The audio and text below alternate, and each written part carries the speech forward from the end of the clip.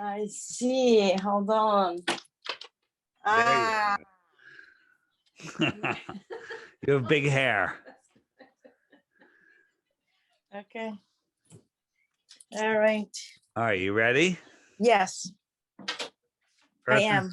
Earth is flat. Prove me wrong. Yeah, he's got to figure it out on his own. Well, you know, I was thinking that it's fantastic thing because You never know. to prove it or disprove it.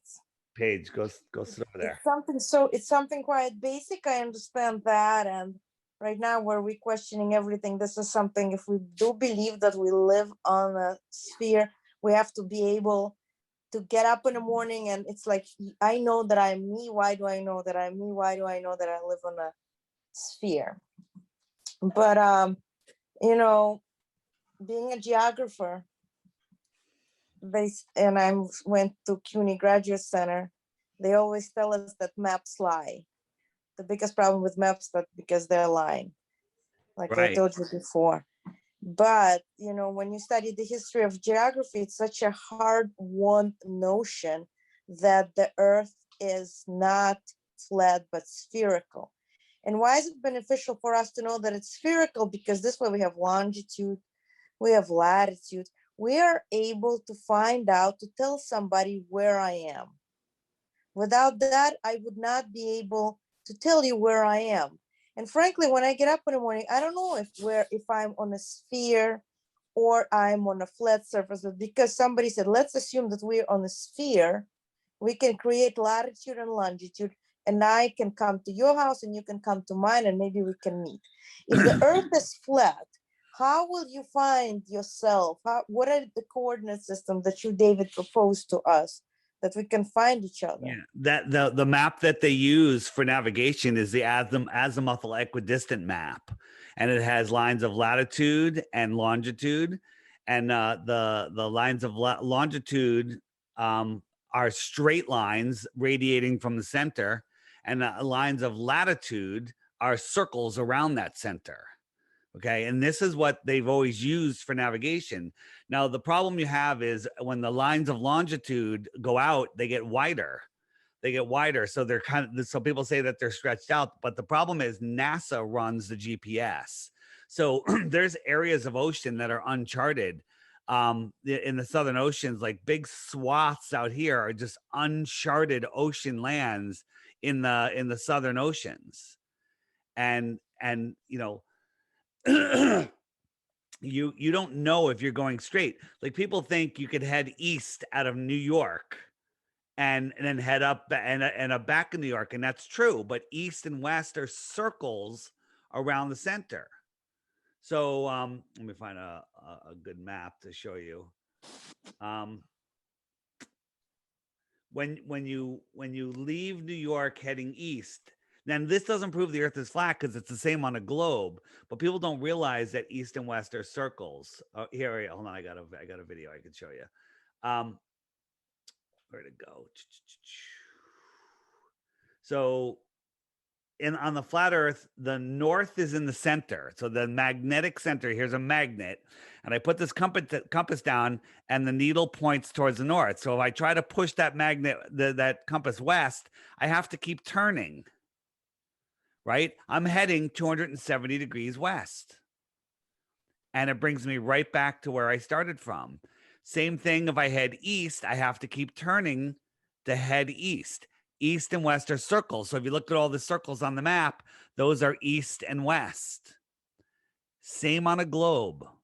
Doesn't make a difference on a globe. Now, there is something on a globe where, you know, in the north, you have to correct to the north. On the south, you'd have to correct to the south, but that never happens. And then when I try to dead reckon here, I'm immediately heading south. If I try to dead reckon west, I'm immediately heading south if I don't correct to the north. But if I try to go south, which is away from the center, right? I'm going to head south. South, you don't have to correct, and you just never come back. You don't pop up over here. Nobody's gone from Santiago to Australia. No one's ever done that. Isn't that kind of weird? Right? You would think on a map, this is the shortest trip from Santiago to Australia.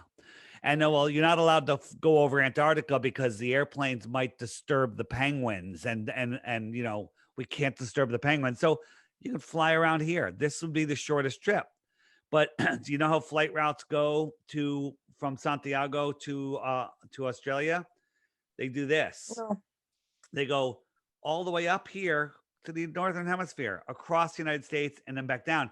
If you want to go over to Western Australia, it's worse. They go all the way up here. They go over here, another stop. They go all the way over to Europe and Dubai, and then they go down here. And they call that the Great Circle Route. But no, it's not. It's the Great Flat Earth Route, all the way up, across the United States, Europe, Dubai, Western Australia. It's a straight line. It's a straight line. So how would we prove that? So, well, we've proved it because we've tracked flights with people on them, and the compass readings that they were getting make no sense on a globe Earth. But there's there's been a whole bunch of emergency landings that have happened where, you know, someone's having a baby, someone has a heart attack, and the plane has to land. Here's a flight from Taiwan to Los Angeles. Right about here, there was an emergency. If you were the pilot, where would you land? Hawaii? I don't know what you would land. Hawaii is the closest land right here. Emergency. Okay, sure. You got to land Hawaii. Other option is continue to your destination. The pilot decided to land all the way up in Anchorage, Alaska.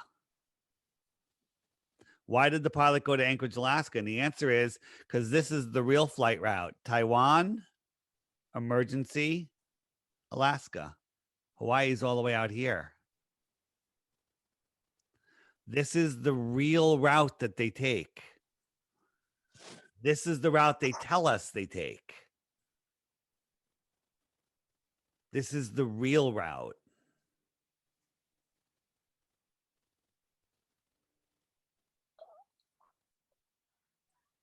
It's a lot to take in. I think you were I think what you're showing me is the aerial maps of that they create for the air pilots.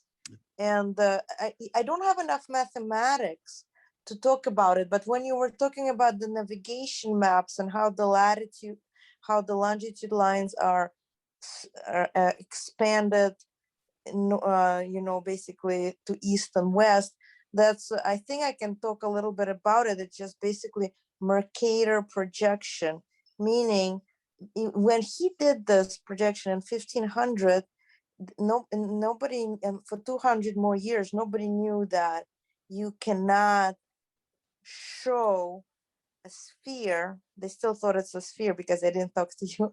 They cannot talk on the flat map. That's something, there has to be some kind of distortion. And in order for you, so basically the sphere has characteristics. It either has the shape, or you have the direction, or you have distance. You cannot show all three correctly. I understand, but they say that the flat earth map is a projection of the globe. We say the globe is the flat earth map wrapped around it. How come nobody ever has taken this flight route? This has never been done. Never been done. It takes like 20 some odd hours to go from here to here. And that's because when you take that route, it's going across the entire earth, right? It's going across the entire earth this way. These are the two farthest points from each other. So why didn't they ever take it? Because they can't, because this is too long of a flight. I mean, it's not too long of a flight. They do take it, but it's not the route that they're taking. They supposedly you're flying over Antarctica, but they're not. They cut up through here. They catch these wind currents that are here. And the flight takes really long. And the only flight that does it direct is a special plane that has heat resistant paint on it. It's only flown by a couple of military pilots. It goes faster, right? For the amount of time that these flights take, and they're catching these 200-mile-an-hour tailwinds. Right. The flight would have to be going like 400 miles an hour to take the amount of time it takes. Flights don't go 400 miles an hour. Flights go like 550, if not faster, right? So they're lying, incredibly about that. And so here's another one. Guinness Book of World Record gave out the world record for the first southern circumpolar navigation. And here's the route they took. North Pole, they came down to Alaska, California, out to these islands, back to this island, over to Santiago, and then out to Antarctica. And instead of continuing around, they turned around, came back, went all the way up here in New York, all the way up and around. And they called that southern circumnavigation. This is what it looks like on a flat earth map. Does that look like circumnavigation to you? No, it's not. That's all they did. And they got the world record for the first and only southern circumnavigation. It's never happened. It's never happened. Because when you're showing me this map right here, it seems like it's just a basic conic projection. Yeah, well, when you show me your globe center, and you can make center anywhere. And no, you can flip it around. Right. Yeah. But this is the one that they use for navigation. This is the one that plane routes follow. And when you look at any globes, right? So here's the only two photos that NASA gives us. One, they admit this one was done in Photoshop. They admit it. But look at the size of the United States compared to here. It's twice the size. Right now, someone could say, well, it's a different focal length. It's at a different angle, but this one is tilted back. So if I take my hand and tilt it back, it gets smaller. It doesn't get bigger. Look how big this is. And to make it worse, we'll take a look at this one. Where's my thing? Are you on Dave's website? On whose? Because Barbara has a computer, so I thought she was looking at your website, so I could see it better. No. Okay. Are you on your phone? Can you see it okay? I'm on my phone. I can barely see it. I can see it, but what bothers me a little, it's just for the first time I somehow realized that when you look at a sphere, right, when pictures of a sphere, supposedly, it should not have a distortion of shape. But right. It seems it does. No matter how many different pictures you bring up from the sphere, they're all different. Right, because they're painting. They're not photos. Put in a sphere. So check this out. Here's one from NASA. We can't verify anything they say, except we can drive across Mexico, take a boat across the bay, and drive across Baja, and scientifically prove that's 934 miles. That's verifiable. This is the photo that NASA gave us. The diameter of the Earth is 7,917, which NASA tells us. I should be able to... Great circle. What? Like when you say diameter, I just want to clarify. It's essentially a great circle, which means the circle. No. Diameter, straight line through the ball, not around. The diameter, a straight line. The width of the ball is 7,917 miles. No curves, straight line. The width. So between these two lines, I should be able to fit 8.5 of these. 8.5 of these doesn't even fit on this page. Okay. This is a painting, right? It's made in Photoshop. There's no photos of Earth. There's no photos of any planets. Okay. You know how NASA tells us that Jupiter is a gaseous ball, right? And they showed us this time lapse. This is from NASA, right? It's over a couple of hours or days or whatever it was. Let's call it a day or 2 days, right? See, all these clouds are moving in different directions. This is the great storm, the red spot, which is bigger than Earth, they tell us, right? So these are gases that are moving in different directions. So then we look at there's two photos of Jupiter, and the most famous one that everyone's seen is this one from 2014. Okay, this one right here. But in 2016, NASA gave us this photo. Said, "Hey, we got a picture of the northern lights on Jupiter, which proves that there's a magnetic core just like Earth. Look at this garbage." Also, look, every single cloud is the same. See this little dot? Yeah. It's right here. See that little speck? It's right there. Every single cloud. This is the same picture. They just darkened this one, put this little crappy little thing on it, and said they got a new picture 2.5 years later. This tells you NASA's lying. Therefore, we never went to the moon. Listen, Barb, can you bring up some pictures of Jupiter? This Because is the pictures famous of Jupiter thing, right the here. clouds cannot be the same, absolutely, within the 2 years. But maybe just the movement of gas. I mean, in a sense, if we take a picture from Earth, away from Earth, we take picture of Earth away from Earth, it will also look similar, the cloud formation different for us because we are on Earth. But if we take the picture, Look at these clouds. Not one of them has changed at all. It's the same photo, right? And I showed you in that video a second ago how there's no way. Look at these things. Look how much they're moving over the period of a day or two, right? You're taking a moving thing. you know how we have on Earth, essentially every 24 hours and every season we have the same movement of oceans. So from the, like I said, it will, if they will take the same photograph from the same vantage point, assuming that the Earth is spherical from space, it will also look that the Earth has the same cloud movement or wave movement, which it's not. It's like, it's like, for example, when we go to the beach. Do these clouds look the same? Are these clouds the same? They're completely different.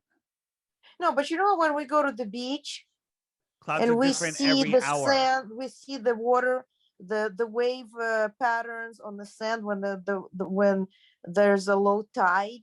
It's pretty much the same. Those Jupiter pictures, there's the same thing. It changes every day. Look at the clouds here. These are completely different cloud patterns. Your argument, I've never even heard that argument, and it makes no sense. Check this out. This is a close-up of the blue marble. Do you have a computer? Can you get on a computer or no? Yeah, I can. Yeah, I'm on a computer. Oh, can you get on? Can you connect this Zoom on the computer? You have a computer with a camera? Yeah.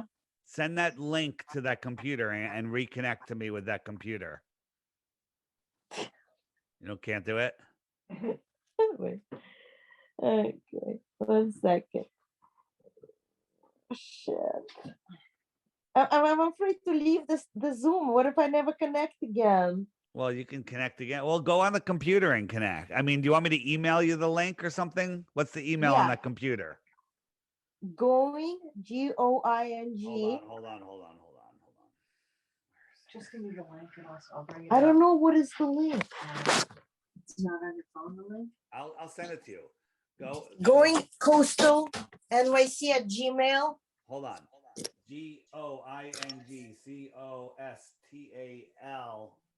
at Gmail? Yeah. Coastal, COASTAL. STAL? Yeah, coastal, going coastal. Going coastal. NYC, going coastal NYC at Gmail.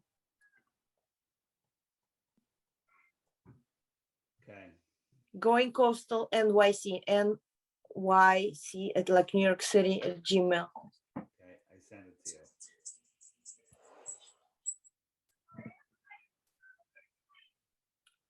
Did it show up? 1 second. Yes. Okay, so now click that on there, and then you can, after it connects, you can disconnect your phone. You sure? Yeah. Well, let's connect first. Connect on the other one. Yeah. There you go. You're in. Now hang up the phone. Turn on your camera. Hang up my phone. Okay. Yeah. Turn on the camera.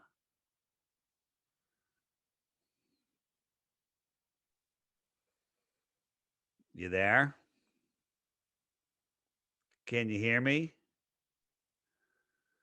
You have to, I don't hear you.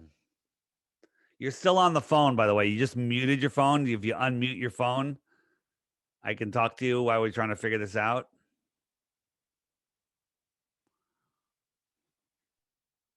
You're muted. You just muted. Now you're unmuted.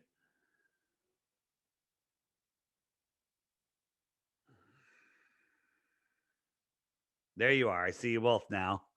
I see you. I don't hear you though. You have to You have a microphone on that computer? You can hear me. So if you go up on the drop down menu, Zoom, and then preferences, Zoom preferences. You see that on probably on the top left of your computer?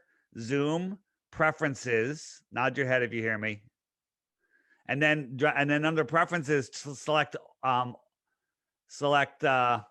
audio, which is the third one down, and then pick your microphone. Pick what microphone's hooked up to the computer.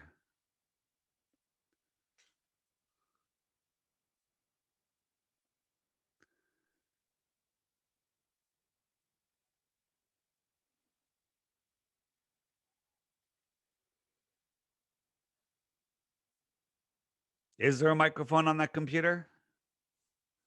I can't hear you. I can't hear you.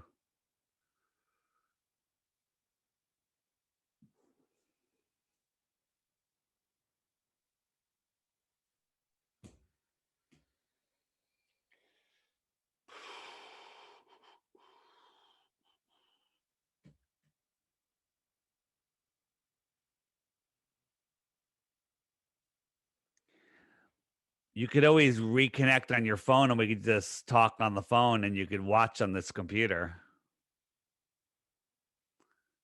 I don't hear you.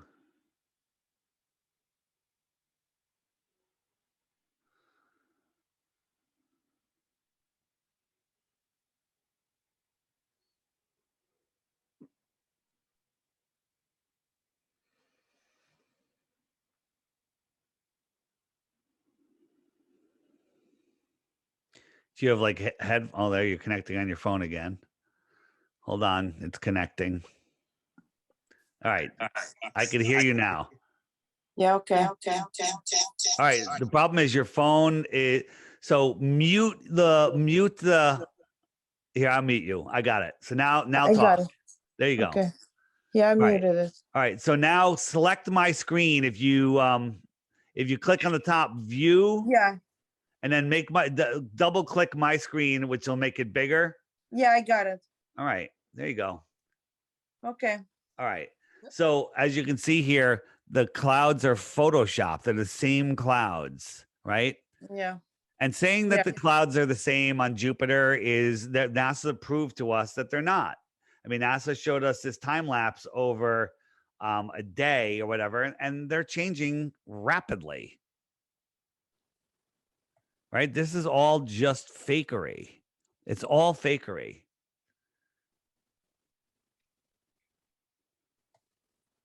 Okay. So here's one for you. So if we watch a NASA rocket goes out over the ocean and it just disappears in the Bermuda Triangle and you're watching a cartoon. This is the Go Fast rocket in Arizona. It went straight up. They gave us an uninterrupted view. And at 73 miles, you can't hear the sound. All of a sudden it goes kerplunk and it stops spinning. It goes right into this plasma or something. And it starts floating very strangely. This is at 73 miles up. It hit something. All this momentum and spin stopped all of a sudden. And one of the things that happened is we saw the moon. Watch, here comes the moon right there. That's the moon. Yeah. Okay. The moon was over New Zealand at that time. I see. So if the Earth is a basketball, that rocket was a millimeter over the top of that basketball, and New Zealand is underneath that basketball. Yeah, well, I mean, those are empirical facts that something is off. And yet, so how do you explain longitude? What do you mean? Longitude is just moving away from the center. So I'll show you with my. Yeah, but we don't have a center. Yes, we do. The flat Earth has a center, which is off limits, by the way. No one is allowed to go to the North Pole. Or what we call So the you North think Pole. North Pole is the center? Because, you know, when they say the magnetic north, it's even that in itself, is that also a conspiracy that we have a few of the magnetic centers on Earth and they do change. And even before the flat Earth essentially was conspiracy when they all sort of were not sure of sphericity of the Earth. 12th century, 13th century, 14th century, when they started traveling and using the magnetic compass in 13th century and 14th century. If something happened on Mount Etna, their magnetic compasses would not work. They would adjust it to specific areas. Yeah. So do you know what There's magnetic? not one magnetic north. You know what magnetic declination is, right? Right. So in parts of Antarctica, the magnetic declination is 170 degrees. Okay. So 170 degrees. So north is this way, but they tell you it's actually behind you. It's all for the deception. I'm gonna share my screen. So this is how this is how the Earth works. Are you with me? You see that? Yeah. So can you see my mouse right here, right? Yeah. So this is the north. There's a magnetic mountain in the north. No one's allowed to go within thousands of miles of this. All compasses point to that. The sun circles around to the east, to the west. I'm sorry. It circles to the west, right? It circles around. Right now, it's just inside of the equator, which is that red line in the middle. If I move the sun to the middle of summer, it's over the Tropic of Cancer. The reason it's the Tropic of Cancer, if I turn on the stars, you'll see that the sun is in the Tropic of Cancer. Right? And then we're having our summer because the sun is closer and higher in the sky, right? If you had two airplanes flying parallel with each other, and one of them was over your head and the other one was 50 miles to the south, the one over your head is your summer sun, and the one 50 miles to the south is lower in the sky. It's your winter sun. It's farther away. Did you know that in the heliocentric model, that during our summer, the sun is 3 million miles farther away from the Earth than it is during our winter? I don't have the problem with that. What I have a problem with, if we were flat, why does Australia and Brazil have different seasons from us? If we are flat, everybody should have the same seasons. No, incorrect. So look at this very carefully. Okay. We live in the inner north. This is the north area. Everything outside out here is the south. So right now, this is for July. This is our sun. The sun is here and it's close to us. Look, it's going to go right near Miami. It's really hot in July in Miami and in Mexico. And the sun is closer to us, so it's higher in the sky. It's closer. We're getting more direct sun, and that's our summer. 6 months later, the sun moves all the way out to the Tropic of Capricorn, and it's farther away from us, so it's lower in the sky, and we have our winter. But Australia has their summer. Look, it's right over Australia, but it's far away from us. Right. Okay. And that makes sense. Far sun, cold, low in the sky. Close sun, warm, high in the sky. Right. But in the heliocentric model, our winter is when the sun is closer. And our summer is when the sun is farther. That makes no sense whatsoever. And check this out. They say it's just because the tilt of the earth, because we're tilted, towards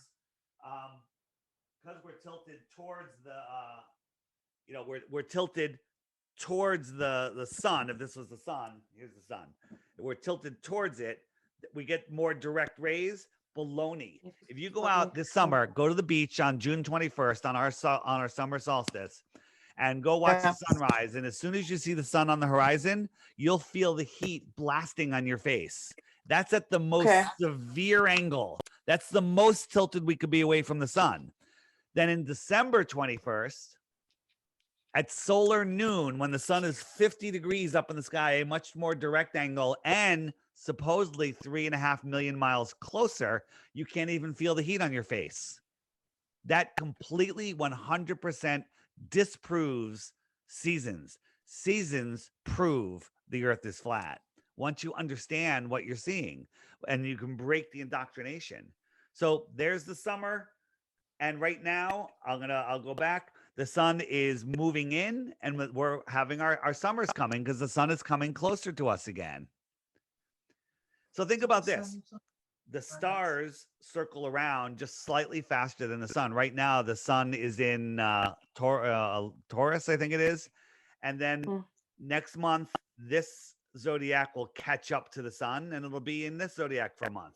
And then it'll be in this one for a month. Then it'll be in Cancer for a month, right? This and the zodiac will lap the sun once a year.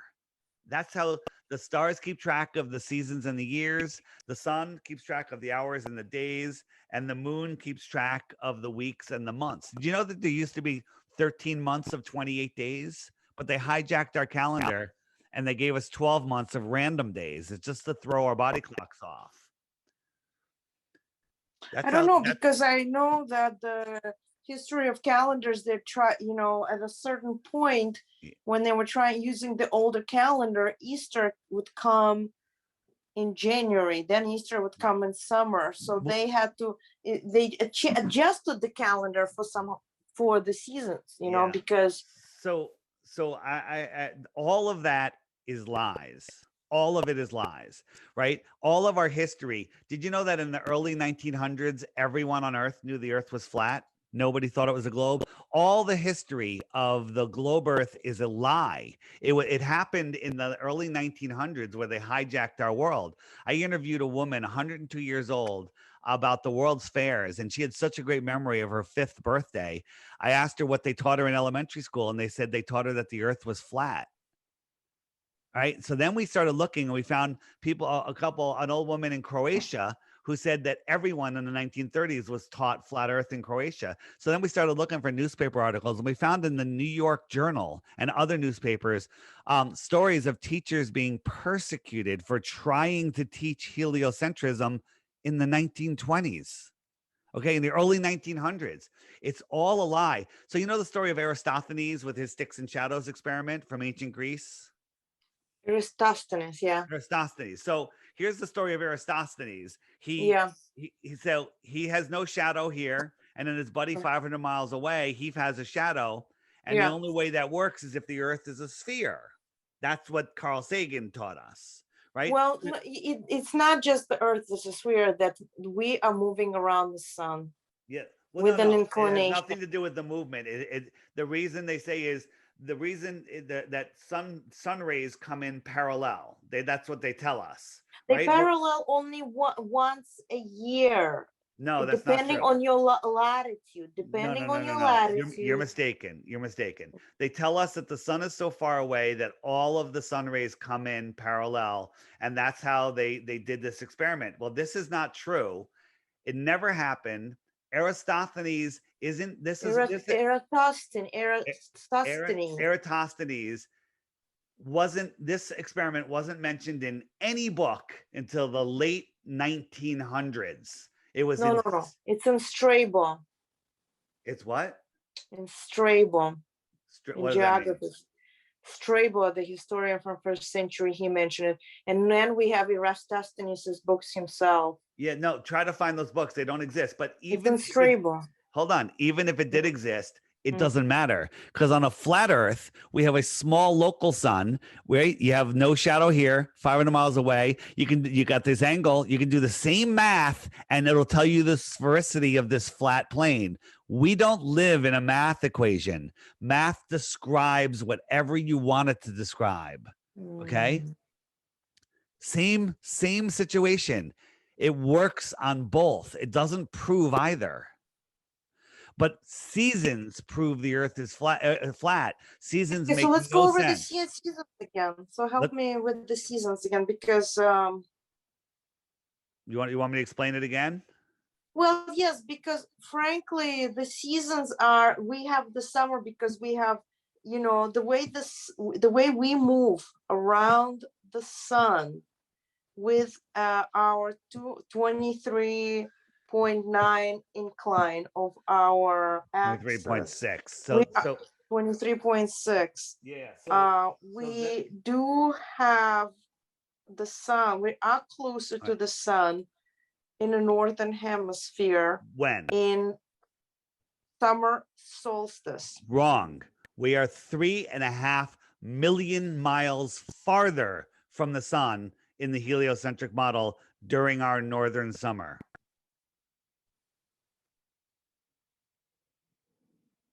According to heliocentric science. Now, what they tell us is, you got to pay attention. Take a look. Yeah, go ahead. Sun.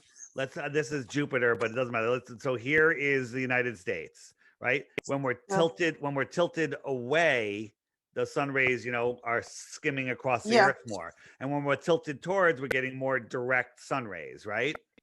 Well, depends on if you're northern or southern hemisphere, No, obviously. I'm That's talking why. about the northern hemisphere. When the Okay, let's northern talk about that, hemisphere is tilted towards the sun, we get more direct sun rays. Supposedly, you know, which happens supposed to be in August. Right. Well, June 21st is when is the solstice. Okay. Right. So that's the closest. Okay. But you have to remember, it's not just this tilt, it's the rotation. When the earth is rotating, when it's sunrise, this is the most severe angle. Those sun rays are skirting the earth. So, so at sunrise in June, as soon as you see the sun on the horizon, you can feel the heat on your face. You can feel the summer sun on your face when it's at the most severe angle. And then, you know, later in the day when it's even closer, it's really hot. In December, not at sunrise, at solar noon, when the sun is way high in the sky, giving us much more direct angle, you can look up at the sun and not even feel the heat on your face. And according to heliocentrism, we're 3.5 million miles closer to the sun. That makes no sense once you think about it. Makes no sense whatsoever.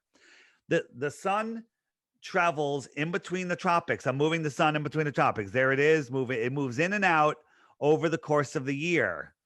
And that's how the seasons happen. Whoops. And since I jumped to this page, I will these are the trade winds. They always show us that these trade winds that go up and they go down, and that's not how they go. They go in counter rotating circles. Okay. So check this out. Here is Santiago down here, right? You see my pen? You see my mouse? Yeah. So the airplane route goes up here. It gets in these 200. These are 200-mile-an-hour winds, 200-mile-an-hour tailwinds, and it flies all the way over to Perth. Bam! That's the route that it takes. It doesn't do this little route on the underneath. It never does. And the flight times make perfect sense for that. And then sometimes when they're coming back, it's like 5 hours difference. It's because sometimes they have to go this way and take these trade winds around. I don't know. Yeah. I think they're just following the loxodrome lines around the Earth. And what you're showing it are the loxodromic image of the Earth, of the spherical Earth on a flat plane. You're just showing exactly the map. Yeah. Look, does this make sense to you? These are the trade winds. This never made any sense. But when you lay these trade winds out on a flat Earth, they make these circles. What's more likely? That the circles would distort to this, or I mean, this makes no sense. This makes sense. This makes no sense whatsoever. Okay? It makes no sense. So the Earth, think about this. The Earth is like a big pond, right? The Earth is like a big pond. And all of the continents are surrounded by water, and all of the water is surrounded by the highest land on Earth. Antarctica is the highest land on Earth. It's the shoreline of our pond, and everything beyond this pink line is off limits to everybody. In 1959, when all the countries were killing each other, they came up with a treaty that everyone signed and is still in effect today, has never been broken. It can't even be questioned until the year 2041, and nobody is allowed to independently explore beyond 60 degrees south. What's out here? What's out here? Antarctica could be bigger than all of the rest of the world combined. Okay. It's not a little island at the bottom of a ball. It's the shoreline that holds our waters in. Though Earth is 70% water, large bodies of water at rest lay flat. The abyssal plain lays flat. Okay. Submarines at the bottom of the ocean can see other submarines over 100 miles away using sonar. There should be a mountain over a mile high of dirt blocking them, but it doesn't. Their sonar goes over 100 miles and comes right back. Sonar doesn't curve over a hump. Sonar goes straight. Laser beams go straight. What Okay, could be- let's look at some more images of Earth from NASA. Show me Okay. some more images that would prove it, the photographs. I'll show you. There are no photographs. NASA admits they have no photographs, but I Of have Earth from the satellite. We have a number of satellites that we have everybody and their no grandmother sending satellites. satellites. We have no So there's no satellites. images? So here's an image of Pluto. Pluto happens to have a desert that looks like the dog Pluto, right? They're mocking us with their images. I showed you with the this image, completely fake, makes no sense. The Earth is either tiny. Like if you believe in this image, you believe that all of this other land is on the other side of this ball. On the other side of this ball, all of this land is on the other side of this ball. That makes no sense. Use your logic. It makes no sense whatsoever. They're faking all images from space, right? This was in the New York Journal, okay? I can't see the date on there, whatever the date is, but this is an old Japanese map that was published in the New York Journal. 50 other continents outside of Antarctica. In the outer space, if you will. This is extra territory, extraterrestrials in the outer space. Now we're talking.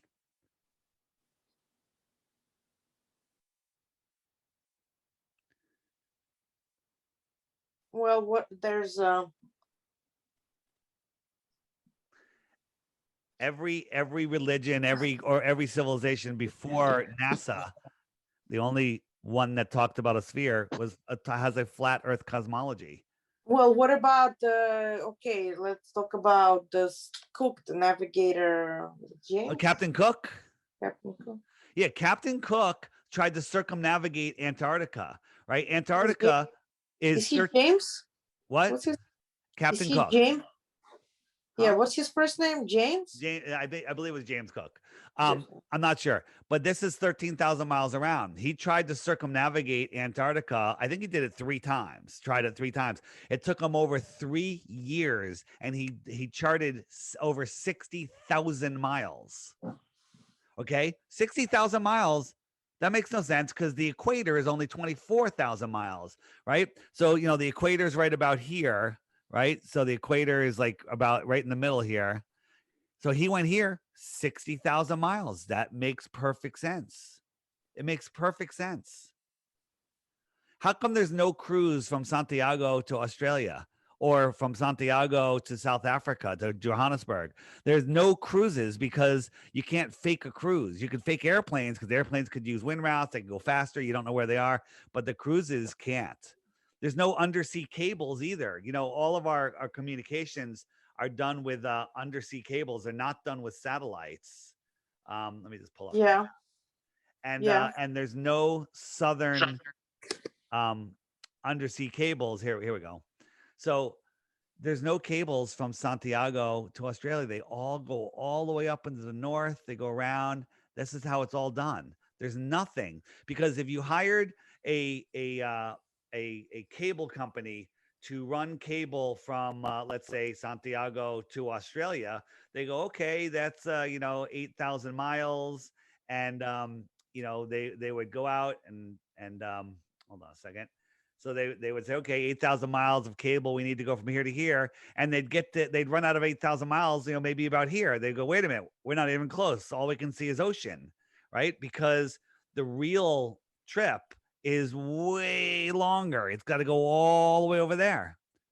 Wait a minute. So you're telling me that no plane or nothing just flew along the equator or flew along another great circle, which is any longitude line? No, you can go around the equator. It's 24,000 miles on a flat Earth and a globe Earth.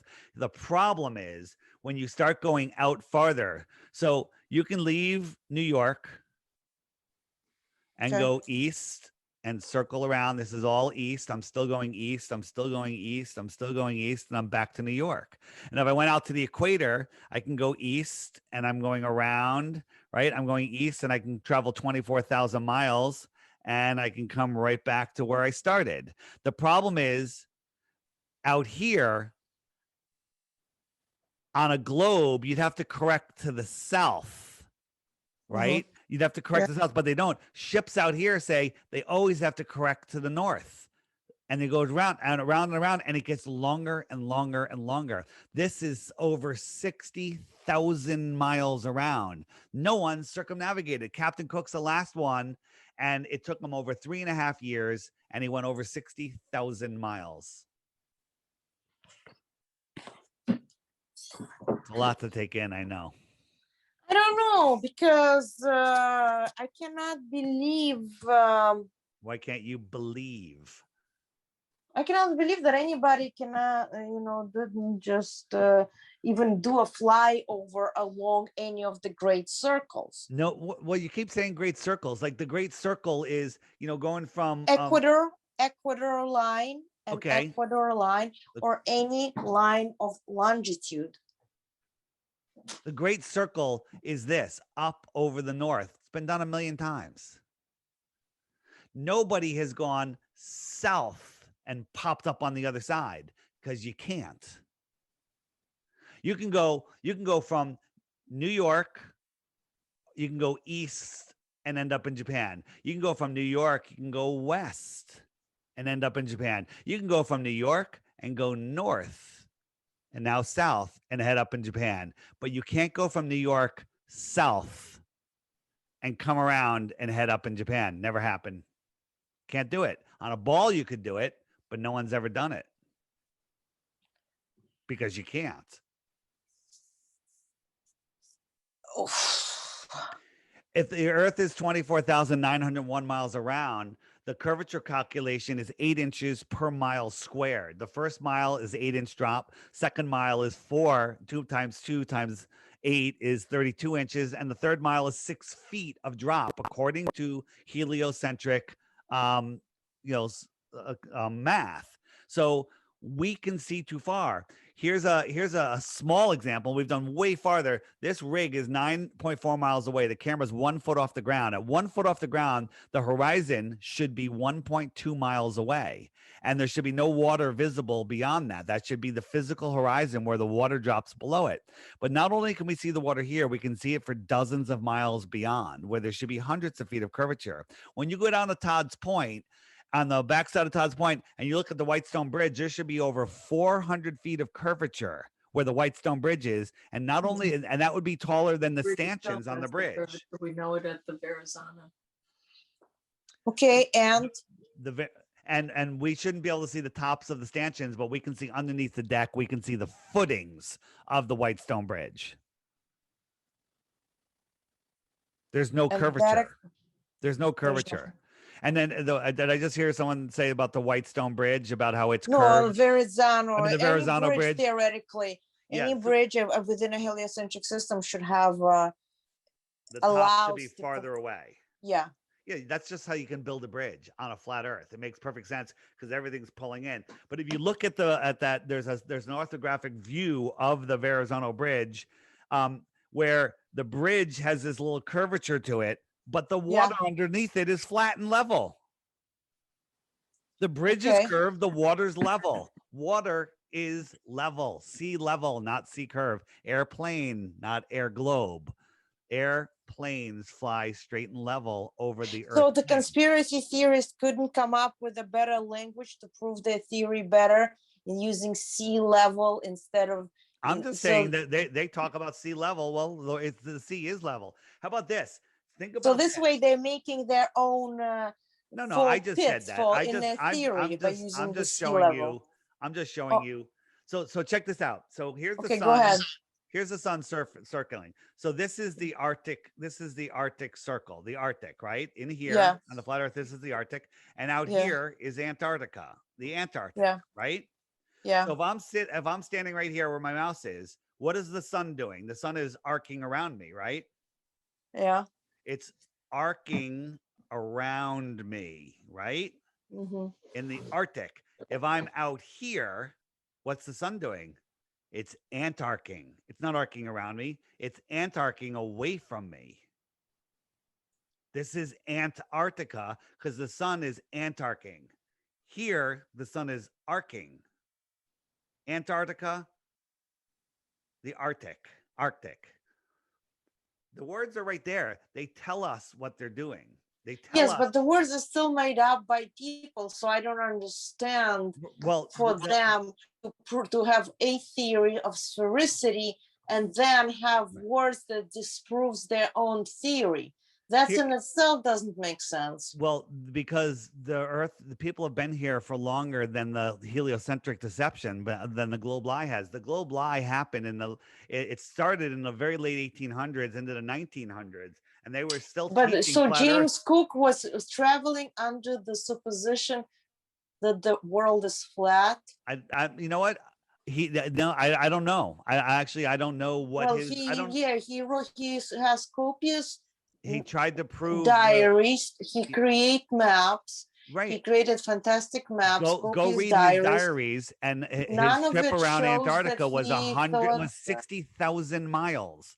60,000 It's true. He miles. was exploring a continent, and then he was exploring a continent of Antarctica, which he could not circumnavigate. Why couldn't he circumnavigate? To go to Australia, he just took a different route, which does not prove that he was on a flat surface. 13,000 miles. He went 60,000 miles while circling Antarctica. How is that possible if it's a 13,000 mile circumference? Did he go around 4 times? Did he go around 4 times? There has never been a flight across Antarctica, ever.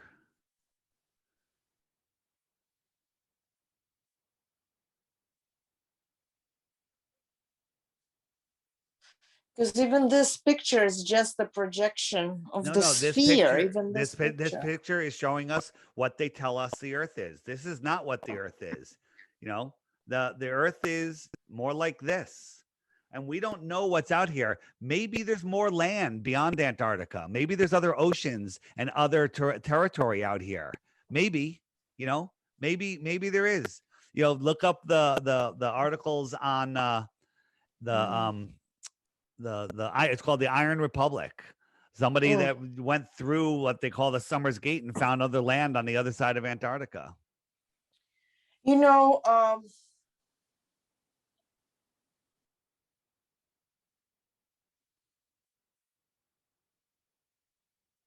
my favorite dialogue of Plato, where he describes something that the maps do, that is a scale, meaning it shows, trying to show something correctly in terms of distance on something very, very small.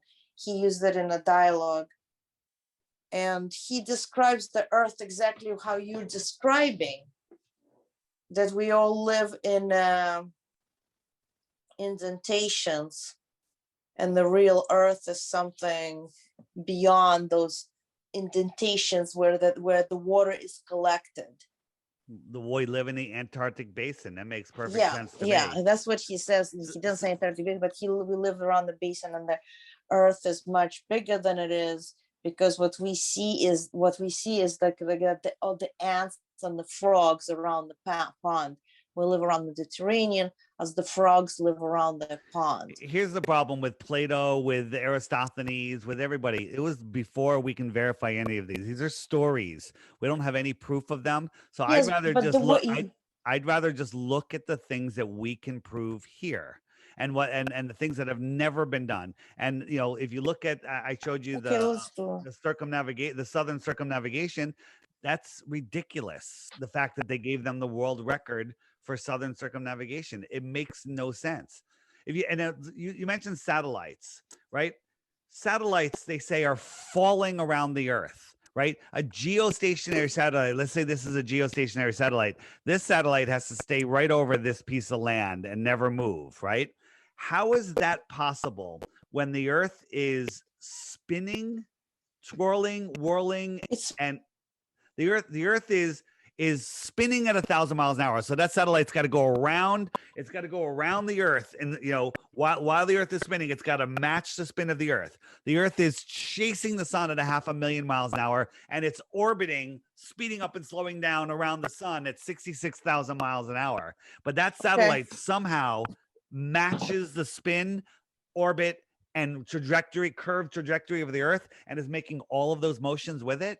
That's ridiculous. Wait a minute, but isn't that explained by magnetism, by the basic magnetism, the same No, way? explained by gravity, not magnetism. Okay, sorry, gravity. But gravity. The So same let's thing like the moon is holding, Yeah, all right. So let's talk about this. Do you think that there's different types of gravity, or just one type of gravity? Gravity, it's gravity because of mass and motion, so it creates gravity. Okay. So hang on. So think about this. Think about this. The sun. Wait. First, Big Bang. All of the rocks turn into rocky balls, and all of the gases turn into giant, bigger gas balls that light on fire, and they leave a vacuum in between. So you got a gas ball in a vacuum. Okay, that makes no sense, but let's just say it's happening. And so we have this giant gas ball that's holding on to this rocky ball. Yeah. Right, at ridiculous distances. So, but this rocky ball's gravity is holding on to this rocky ball, the moon. Okay. What happens when the moon passes in between the sun's gravity and the Earth's gravity? How come the sun doesn't rip it away, or at least perturb it a little bit? How come it doesn't tug on it a little bit? How come I'm sure it does.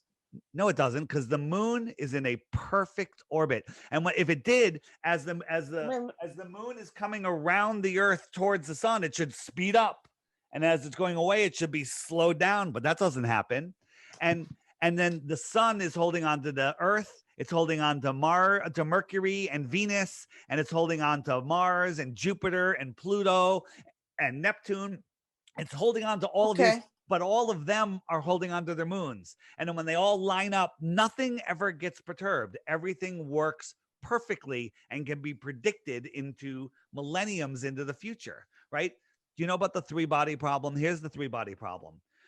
You could take the world's best supercomputer and create a model and say, okay, I've got a sun, it's this big, it's got this much gravity, and I've got a planet, and I put it into orbit in this similar, and it works perfectly. You can predict where it's going to be. You can predict everything about it from now until forever.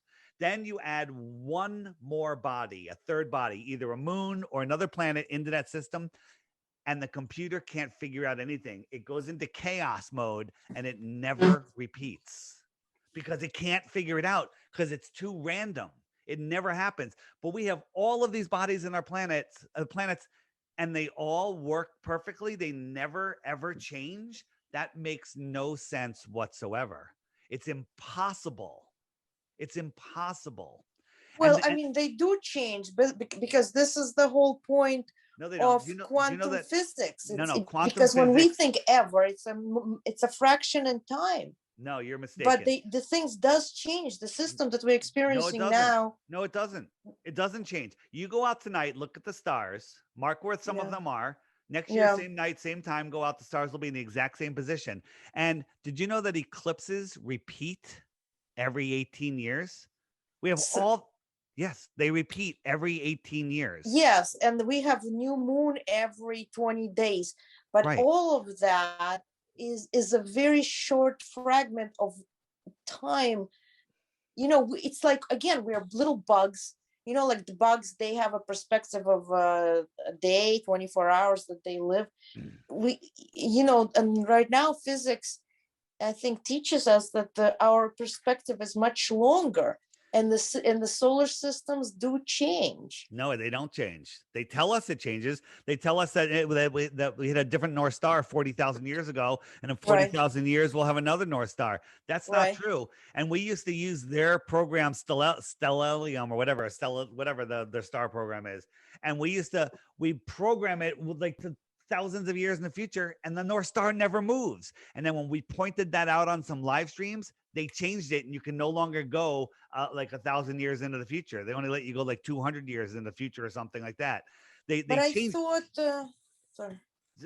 sorry. With all of these motions, we're corkscrewing. Remember, we're corkscrewing through space, traveling trillions of miles every year, but somehow the North Star never moves. It's so far away. It never moves. Do you know about 40,000 years again? And I thought they figured it out by doing something they call astroarchaeology, because in Babylonian, in fact, they had different star for the North Star. Cool story, bro. Cool story, bro. Okay. It makes absolutely no sense. Okay. All of these motions, we're traveling all of this, and the North Star never moves. There's a thing called the Georgia Guidestones in Georgia in the United States, and in this stone structure, there's a hole that you look through it, and the North Star never moved. It's been there for over 40 years. It's never moved. 40 years. It's never moved. You look through that hole, there's the North Star. We've traveled trillions of miles. Okay. Makes no sense. And think about this. Let's talk about distances for a second. Okay. Okay. Yeah. They say the sun is 93 million miles away. All right. So if this was the sun, the earth is like a BB next to it. Right. Right. If I brought the sun a mile over your head, it would look like this when you looked up in the sky. Right. Right. If I moved it 93 million miles away, it gets smaller because of what? Perspective, right? Yeah. It gets smaller. So when I move the sun 93 million miles away to where it is, it's the size of a coin held at arm's length, right? It went from the entire sky to the size of a coin held at arm's length. If I doubled the distance, you couldn't see it. Its angular size would get so small you couldn't see it. But just to make sure, I'm going to make it 8 times farther. 8 times as far. There's no way you can see it. Scientifically, you can calculate the angle size and your eye couldn't resolve it. That's called a light hour. Okay. The closest star is 40,000 times farther than that light hour. 40,000 times farther. There's no way your eye could see any stars. They're too small. They're too far. And saying, well, the light's been traveling for years. That's baloney. The inverse square law of light proves that that's nonsense. Why is that? Because its angular size is too small. You can't see it. But the light does travel. And as things go away, they get smaller. Yes, but the light does perpetually travel. But it doesn't. No. Light, every time you double the distance, it gets a quarter of the brightness. So if we doubled the distance of the sun, it would only be a quarter of its brightness. And then if we doubled that distance, it would be a quarter of that brightness. It would fade away in no time whatsoever. You wouldn't be able to see it. The entire model that they give us is nonsense. Wait a minute. Okay, so how about this basic eclipses that it shows the shadow of the earth? That is, if we would have been flat, we would not have had this shadow. Right. You can say the shadow goes like that. It's not a shadow. You're not seeing the shadow. So you're talking about the solar eclipse, the lunar eclipse, right? Yeah. So there's over 50 Solenian lunar eclipses where you're the observer, you're on the top of the earth. The sun is up here and the moon is up here, both above your horizons, right? For the eclipse to happen, one of them would have to drop below your horizon to get in line with the earth. But there's over 50 of them where the eclipse starts long before the sun or the moon set. And sometimes the eclipse comes in from the top. If it was really an eclipse, it would come in from the bottom, right? Because the Earth Why? is coming, because the Earth is down here, right? But nothing ever comes from the bottom. It's So always hang on, comes from hang east on, to hang on. west. Here's the Earth. Mm, Here's the, we'll call this the moon, and mm, here's the sun, right? mhm. So I'm on the top of this ball. I can see the sun above my horizon. I can see the moon and the sun above my horizon. I have to wait until they get into alignment for the eclipse to happen, right? I have to wait until they get into alignment, right? Because this shadow can't hit this until the sun goes down here. But why is the eclipse coming in from the top, right? The Earth would have to be up here for the eclipse to come in from the top. But we see the eclipse come in from the top many times. This proves to us that it's not the Earth doing it. It's not But the Earth doing it. but David, sometimes it comes from the left, sometimes it comes from the right. It never comes from Correct. the It's not the Earth doing it. And then here's the other thing, and it's hard for me to show. When you have a light source, a single light source, and you have a sphere casting a shadow on another sphere, it doesn't come in as this perfect. When we see the eclipse, it comes in as this perfect equal size thing. When it comes in from the bottom, it comes in as a long ellipse. It spreads out, and then it becomes it circles, and then it leaves as a long ellipse. I have a video that kind of shows it, but it's kind of hard to see on here. Let me just see if I can find it. Eclipse, lunar eclipse. So when you have a ball, so this is a real eclipse, and then I'm gonna do an experiment. It comes in. So now that's flat. This is flat. But when we do it on a sphere, I'm going to show you when we do it on a sphere. And I'm not saying that the moon is flat or the Earth is flat. I'm saying that when a sphere, look here, it comes in and it morphs. That shadow leaves as a long ellipse. It comes in. It doesn't come in perfectly like this. It morphs as it comes and it goes. So it's not the shadow. See this? It changes shape. It changes shape.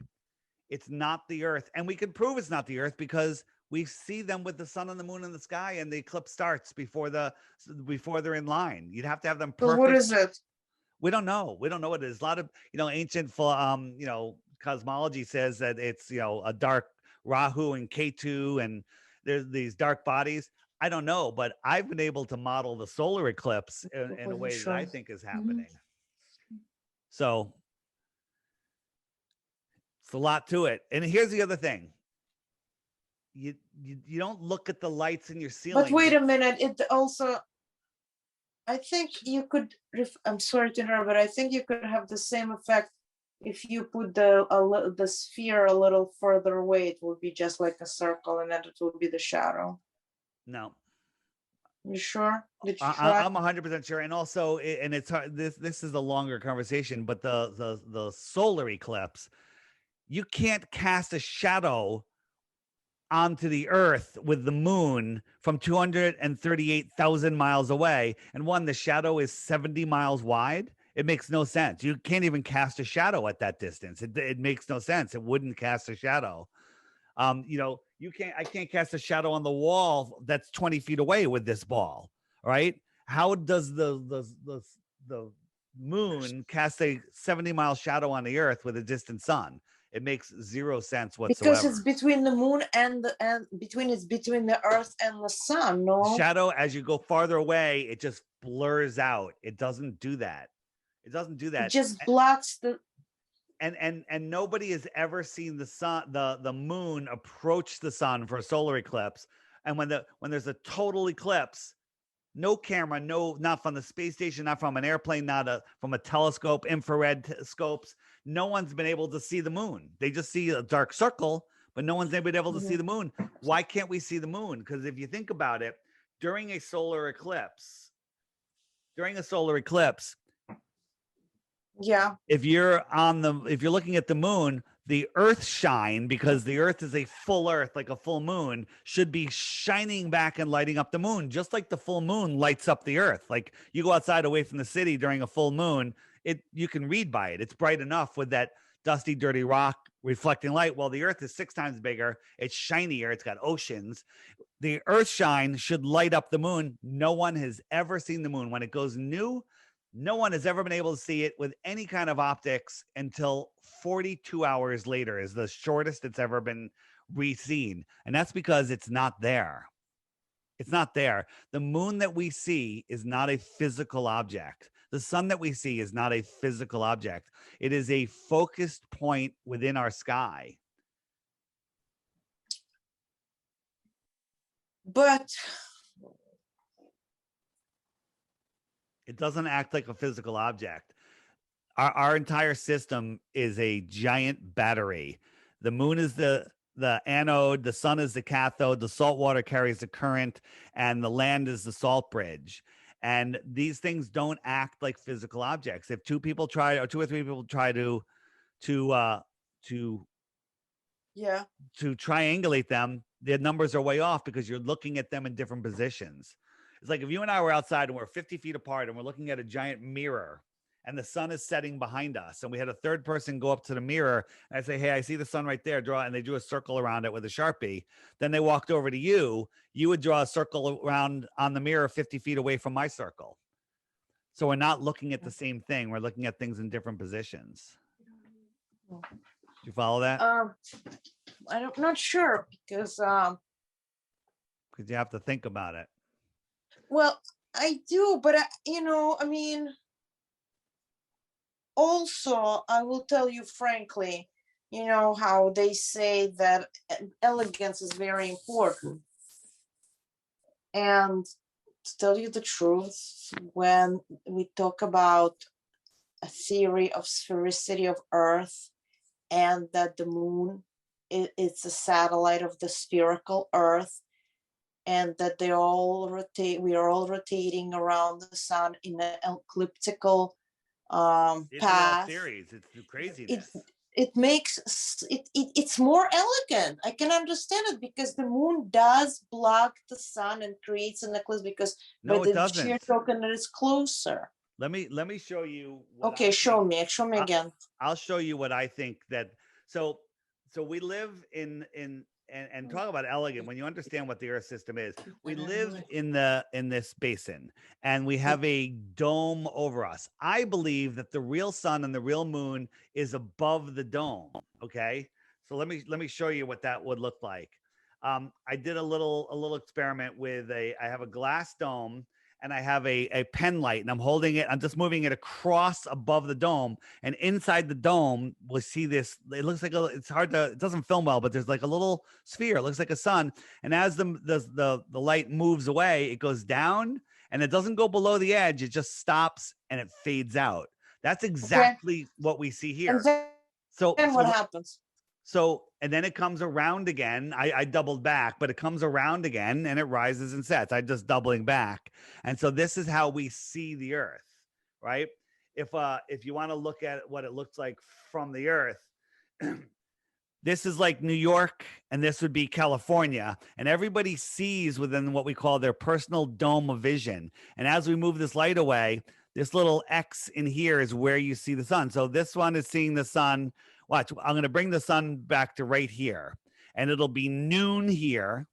It'll be afternoon here, and it'll be morning here. So right here, it's like early in the morning. Right here, it's late in the afternoon. Right here, it's noon, because that's how we see the sun. But everybody sees the sun in a different position because of our dome of vision. So let me show you how the eclipse happens with that in mind. Okay. Right? Mm-hmm. So in the app here, I'm going to go to eclipses. And so follow this. This is going to take a minute. All right. So I'm being text bombed. All right. So this is the actual eclipse that I filmed. And this is my making of the eclipse. All right. So what happened was, why am I friggin' being text bombed here? Hold on a second. I gotta just whatever. All right. So Here we go. So my theory is that the sun that we see is beyond the dome, and you can't see it because the sun is always blinding you. But during an eclipse, Yeah. it you can see, because the eclipse is God, I wish that would fucking stop. All right, well, we're gonna have to deal with it. So I'm gonna play this. So Go ahead. right here, Yeah. this is what the eclipse looks like. You can't see it over here because it's just blowing out the lens. This one that's moving around is a lens flare, but this one is locked in position. So what is this? And I say this is the projector of what we're seeing here. This is the real sun outside of the dome, and this is the sun that we're seeing inside of our reality here. Okay, so let's let this play through for a second. Yeah. I don't know. So hang on. So here it is, and now I'm going to recreate the same thing. Okay. Mm-hmm. So here's me creating the eclipse, and I'm just using like this more opaque sky. This is I say the sky is like a screen, right? So here's the eclipse coming in. The reason you can't see it is because the moon has no light. So this is my moon, this bottle cap, whatever that I'm using. So you never see the moon leave the sun. No one's ever seen the moon leave the face of the eclipse. So what I did is I made the sky a little more transparent. Uh-huh. And oh, hold on, it's gonna come. Give it a second.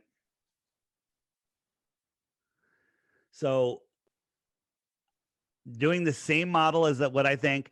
So here it is, and I bring in the eclipse from behind, and look right here. Look at this. It's the same thing. This is the projector. This is what we see over here. Okay. And when you compare them, it's the same thing. It's exactly the same thing. That's how I see it. I've never seen those two elements. I'm not watching very closely the eclipse, you know? Yeah. Well, we watch the eclipse very closely. So that's that. that's how I see that. And again, looking at the lights in your ceiling are no way to prove the shape of the floor. You know, looking at the shape of the moon looks spherical to me, but that doesn't mean, even if it was, that doesn't mean that the ground is spherical. But who can even say if the moon is spherical?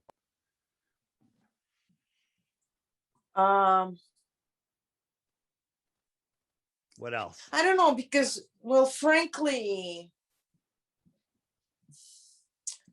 the whole thing is, it seems, I don't know, even the questions of physics, when they're talking about whether they have a boundary, the universe has a boundary and it's finite, or it doesn't have a boundary, it's an infinite.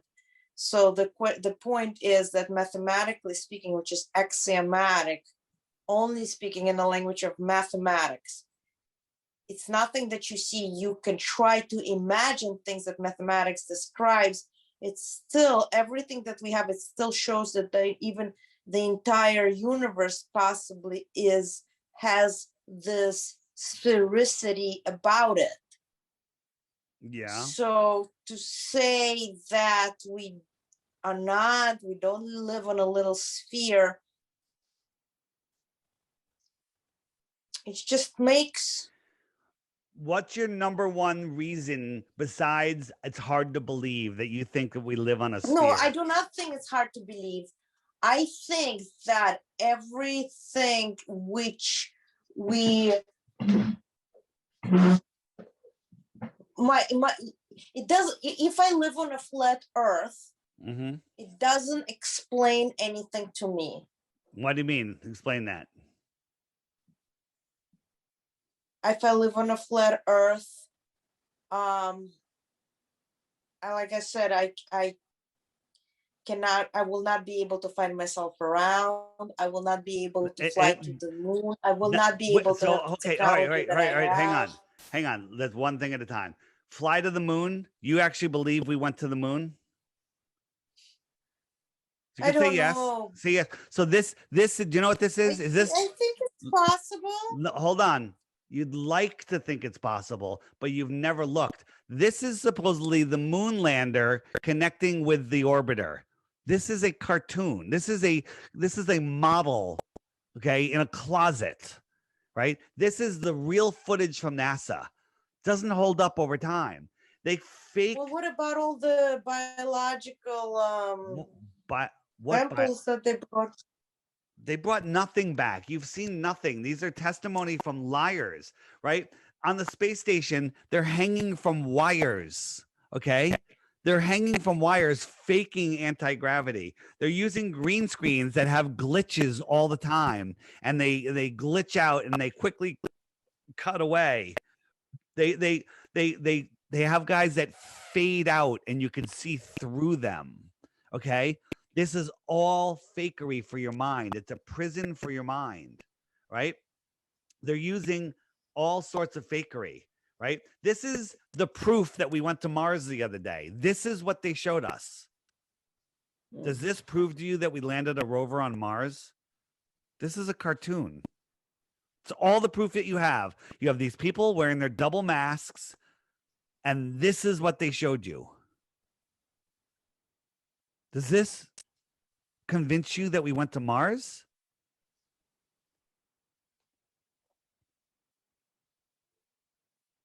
Mm, No. This is what they showed you. You have no other proof than this. This is what they showed us. I don't know. I don't think we would have had quantum physics. Quantum physics is for just a Foucault's. We hundred wouldn't of- have Foucault's pendulum. Foucault's we pendulum would does not not have- work. We wouldn't. Foucault's pendulum Why not? does not work. It would only work on a spinning ball at the poles. It wouldn't work on the equator. They don't work. There's motors in them that make them go. And a funny thing happens with the Foucault's pendulum. Sometimes it Yeah. swings one way, sometimes it swings the other. But during a total eclipse, it changes directions. What's up with that? I don't think we would even have a Coriolis effect in our There is no Coriolis effect. There's no Coriolis effect. We do have counter-rotating storms most of the time on the opposite ends of the equator, and that's just because the sun and the moon create an electromagnetic wake. And when you create a wake through something, you get opposite swinging vortices. But it depends on where the sun and the moon are, when sometimes the storm will cross over the tropics and keep spinning in the wrong direction. There is no Coriolis effect.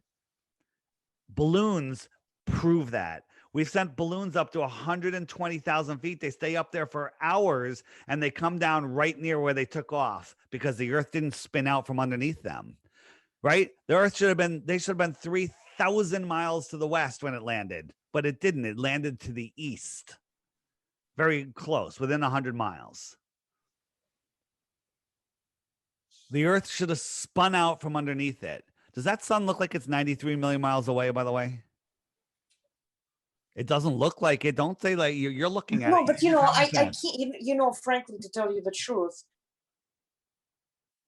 from my, if I'm only considering my empirical data, I don't know what I see. The point is, well, So stop believing. If you don't know what you see, like this is the rocket, SpaceX rocket. What are you seeing? Are you seeing a rocket take off? Or are you seeing a hologram? I have no idea. Right. Very good. So that's excellent. So when we watch these things, sometimes there's glitches. Okay. We found the projectors on their lawns and pictures, and we found the serial numbers and we looked them up, and they're from a holographic projection company. But watch what happens right here. The rocket just disappears. It's a holographic error while they're showing this. It's a holograph, just like Or it's Tupac. the light hitting it in a certain way.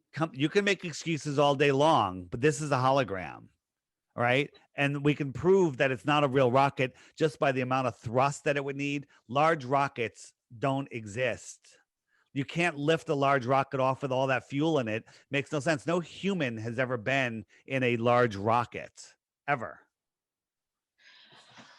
You know, I mean, we would still live on a flat Earth, we would not have had even Einstein. We wouldn't have electricity.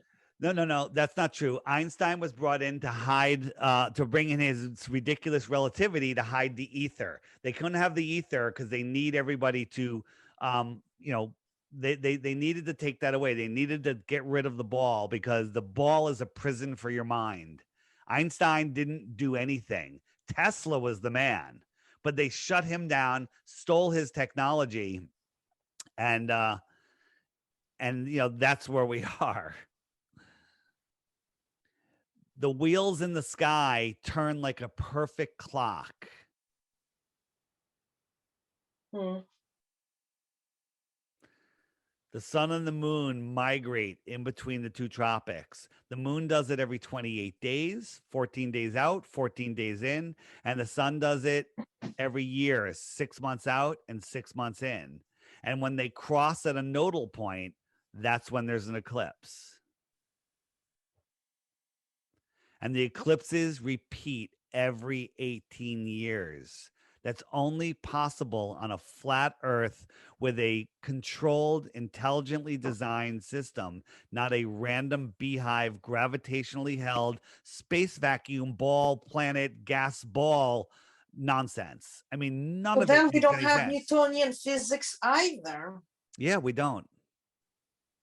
Now, there is science and there is physics, and you can do equations. Why is there science and physics? Why? For what purpose? Well, I mean, we have people make computers and iPhones. That's science, and you know, we know That's that applied science. It's yeah, a well, fraction of a science. so, but you can have physics on a flat Earth or globe Earth if that was a possible thing, which it isn't. So you're believing a lot of stuff just to believe it. But when you open your eyes and you take a look, you know, our optics have outgrown their lives. This is what stars really look like when you look at them through today's optics, not the burning balls of hydrogen that they tell us. This is the star Capella. Okay. Does that look like a burning ball of hydrogen 100 trillion miles away? But I don't know what hydrogen should look like. Well, it doesn't look like anything that NASA tells us, right? This is the star Arcturus. Actual photos online. This is a video of Arcturus. I took it myself. Okay. It's And not how a burning... does that disprove NASA? Well, want to go back to disproving NASA. Happy to do it. This is Tesla. I mean, Elon Musk. He sent his Tesla into space. Remember that? No, right? I don't know about it. You don't even know about that. I'll skip that No. one. If you look at there's so much to disprove with NASA. Here's them on the space station. Chris Hadfield, he's singing a song, and these two guys are in different rooms and they're using green screens. And the guy on the bottom is holding the microphone, but he misplaces where Chris is, and he sticks the microphone in his neck because he doesn't know where he is. He's misplaced where he's supposed to be holding the mic, and it's inside of his neck. Now you can make excuses all day long. This is green screen screw up. This is virtual reality. This is another astronaut. He's showing us how to drink coffee out of a plastic bag. And when he lets go of the coffee and it's floating around, it loses sync with the bag and it comes out of the bag. Okay. Because this is just a green screen augmented reality trick. I'll zoom in on it a little bit. It literally leaves the bag. This is all done with computer graphics, right? This is them coming around the corner. Look, he's fading in. You can see through his head. You can see through his head. How does that happen? This is all done in Photoshop. You know, you can see through his head right there. You can see through his head. They're when they're doing their spacewalks, they're floating. They're you can see bubbles coming out of their suits because lots of times they're in underwater. This is done in a zero-G plane. You know what a zero-G plane is? Zero G plane is a plane that takes a parabolic arc and it creates weightlessness for about 45 seconds. So this is both done in a plane. Well, this was a live on the news, and during from the space station, all of a sudden during the broadcast, they crashed into the wall and they quickly cut away. And there was a catastrophic shift in the space station. But when you turn that sideways and compare it to the end of the 0G flight where the gravity comes back on, where this is what happens at the end of a 0G flight. Same thing that happened here. These guys were on a 0G plane faking it for the news. 0G plane, space station. Nonsense. It's all fakery. This is an astronaut talking to kids. Watch right here. There's no stuffed animal, and now there's a stuffed animal, and now she's playing with it. It's called augmented reality. Okay, she's got contact lenses where she can see where these objects are and she can manipulate them around in real time. And then they render it as looking real for the viewer, right? But they screw up all the time. They have all of these screw ups. And you talked about satellites. This is what a satellite is. NASA owns all of the large helium companies in the world, and they're the largest user of helium in the world. They launch tens of thousands of satellites on balloons. They're hanging from balloons. Tens of thousands of these things are up there. But if they're hanging from balloons, they cannot go above the atmosphere. Correct. And they don't. So how do they take the picture of above the... There are no pictures of the Earth. Well, show me some pictures of the Earth and let's discuss the fakery of it. Didn't I do that already? Here, these are the two most famous pictures of the Earth. Where are the rest of the continents? Why is the United States different sizes?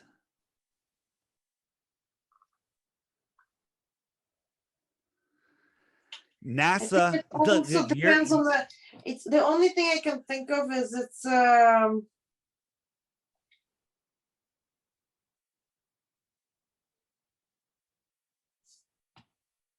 I have to ask my professor. I don't know, because obviously because it is on a sphere and it's 1-to-1, it shouldn't have different shape or size. Where have different angle, but it can how come this stretch of 934 miles is ridiculous? It should be tiny. It should be a third of this size, but it's not. This is a painting. NASA admits it's not a photograph, and you are defending your captor. You are suffering from, what's it called? Stockholm syndrome. No, this is, there's something off with it. I don't know exactly how to explain it. I know. But cartographically, it's not correct, and it should be. Why don't you work on that? I don't know how. Do you see that? What you show? It cannot. A photograph like this cannot exist. Right, because there are no photographs. When you watch the sun, does that sun look like it's going down, or does it look like it's going away? It's just going away. It doesn't go down. It goes down due to perspective, but it's circling over the flat Earth. And from different vantage points, you can see that the sun is clearly going away. I don't know. I think it's set. It rises and 180 degrees opposite from the sphere. It's set. So here, let me show you a little experiment that I did, and this will help you see. I did a model of a flat Earth in my kitchen. I call it my flat Earth kitchen. So this line here is level. I'll go over my counter, and so I'm dragging the sun across this line, and I have the camera up high, looking at it, so you can see that it's going in a straight line. Here we can say these are some mountains or the cloud deck or whatever you want it to be, and it just goes away. So now in a second, I'm going to show you the view from over here, from the level of the counter, the flat Earth counter. So looking at that exact same thing, it looks like the sun is going down. It looks like it's going down. It's going straight and level, like I just showed you. This is the same thing that I was just showing you. And look, it's setting behind this opaque atmospheric deck or whatever. Look at this line. This line looks like it's going down. That's a level line. This line is level. It looks like it's almost going straight down. That's how our eyes work. And watch, here's the sun going, here's the real sun. And look, it's setting not behind this, it's setting behind that. That's Because called but if they're not on a the day that is not cloudy, it will set behind that lower no, line. this is a clear day. You're right. It sets behind what's called the atmospheric deck of opacity, right? The atmosphere becomes opaque over a certain distance. Here, I'll show you another thing. This is a famous spot in Aluja, France, where you're looking out over the mountain. And out here, 175 miles away, is Mount Canigou. Mount Canigou is unseeable because the top of Mount Canigou from this viewing height should be over a mile below the curvature of the Earth, according to, heliocentric math. Well, if this is a physical horizon, the top of Mount Canigou should be over a mile below it. But on a couple days a year, when the sun is in between its tropics, at a certain point, it lines up with this viewing point and Mount Canigou. And what you can see is, look, the light from Mount Canigou couldn't make it to your eyes, but on this day, the sun is backlighting it, and we can see all of Mount Canigou. The very top should be a mile below the curvature, but not only can we see the top, we can see the entire mountain, and that's because the Earth is flat and there is no curvature. Yeah. But what if we but this, I think that the other person who is sphericist could say it's because of the sphericity that we can see it, because we're looking down. You're not looking down. You look at their math from our height. The top of it should be a mile below the curvature, but we can see it clear as day because the sun is backlighting it and it's blocking the sun, which proves it's not a mirage or anything like that. It's nonsense. I mean, because this picture has been taken from Earth or from the airplane? From Earth. This is from Canada, from Aluja, France, right? The Suez Canal is over 100 miles long. It was built on a datum line, 16 meters below or above sea level, below, and they accounted for no curvature. There should be over a mile of curvature, right? But there's no curvature whatsoever. It's flat and level the entire way. The Suez or the Panama? Suez. Yeah. What That's about why the boat got stuck, what probably. about what about when you fly and it's that time of day and you see the sun rising with the curvature and everything when you're flying on there the is no curvature. You don't see it. You basically, what you see is the sun goes away and sets due to perspective. So here are clouds, and as the sun's going away, look, it's setting, but it's really not setting. It's just going beyond this cloud. Well, this cloud is merged with the horizon. Clouds merge with the horizon at like 30 miles away, and the sun just goes beyond them. It just goes beyond them, and it looks like it's setting, but you can't see below the clouds because they've merged with the horizon. That's all it is. It looks like it's setting, but it's not. It's just going beyond the cloud. And this next cloud, which is at the same height as this cloud, which is at the same height as this cloud, it's just merging. So it looks like it's going down, like my kitchen experiment, but it's just going away.